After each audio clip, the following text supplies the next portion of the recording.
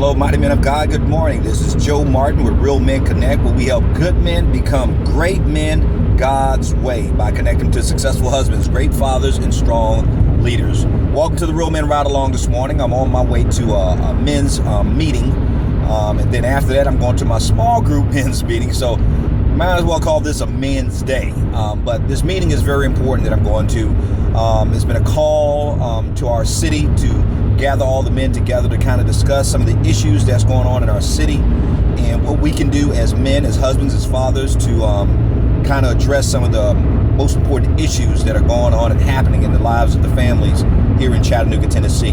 But I wanted to shoot this quick video because I thought this would be appropriate time to kind of share with you a message as a man, as a husband, as a father, word to the wise to the younger generation.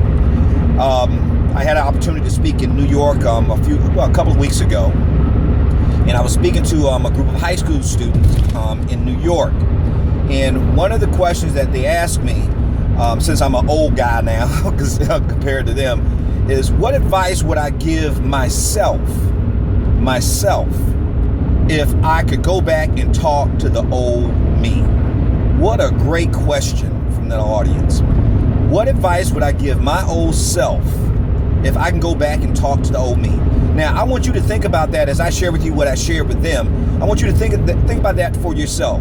If you can go back to you 30 years ago, if you're that old, if you can go back and talk to you when you were just a teenager, when you were 16, when you were 15 years old, 14 years old, what would you tell you now? Wow, what a question. Well, anyway, quickly, let me tell you what I told them. And again, it's going to be different for each of us based on our background and our experience. See, I grew up in one of the toughest projects in Miami in a place called Liberty City, son of a teenage mother.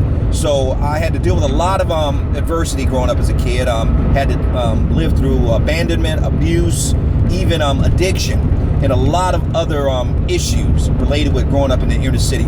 But anyway, let me tell you the four things that I shared with them based on that context.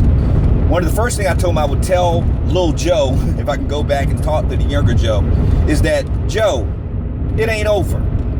And see, I had to explain to him that I would tell me that it ain't over, and excuse my English, is because when I was going through what I was going through, and a lot of kids can relate to this, is that you think it is so bad that it can't possibly get any better. Not that it will get worse, you keep thinking it's going to probably get worse, but you know in your heart and you feel in your heart it's not going to get any better.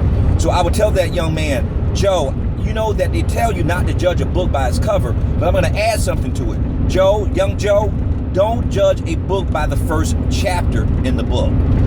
Son, you got to keep reading. Keep turning the pages because the book gets better. So I'll tell me that it's not over, that it ain't over.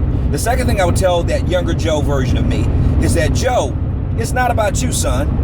Now, that'll be a hard thing for me to swallow and to accept as a young man because when you're young, it is all about you. At least that's what you feel it is. But see, I would tell me at that younger age, at 16, Joe, that you don't realize that the decisions and choices that you are making right now is going to impact generations to come. I know you can't see it now, young man, because see, you don't have a wife. You don't have a son and a daughter. You don't have men who are dependent on you. You don't have young people listening to you right now. But your choices that you're making today is going to come back and impact generations to follow. Not only to mention that, but the people who are watching you who you will never meet in person. So I would tell that younger version of me that, Joe, it's not about you. And boy, I definitely would tell younger Joe this. Joe, it's not about them. Now, I got my hands on the wheel, so I can't share with you my visual, which means I would draw a circle with my hand and say, it's not about all of them. Joe, you are here to serve them, but you're not here to please them. And I would tell that younger version of me in high school that, Joe, other people's opinion of you is none of your business. Stop worrying about what other people think about you. Do the right thing, even if it's not popular. Do the right thing and go in the right direction, even if everybody's going in the opposite direction. Joe, it's not about you. It's about serving others. It's about serving him, but it's not about them. And the last thing I would tell me as a young man, and I would say, Joe, listen up very carefully, young Joe, that it's about trust.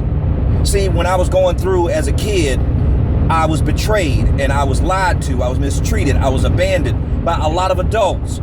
So I believe you couldn't trust anyone. But I would tell that younger version of Joe that, Joe, you can't trust everybody, baby, but you got to trust somebody. And God has put certain people in your life, angels. Now, there's not going to be a lot of people in your life, but you got to have discernment and wisdom to pick out the right ones.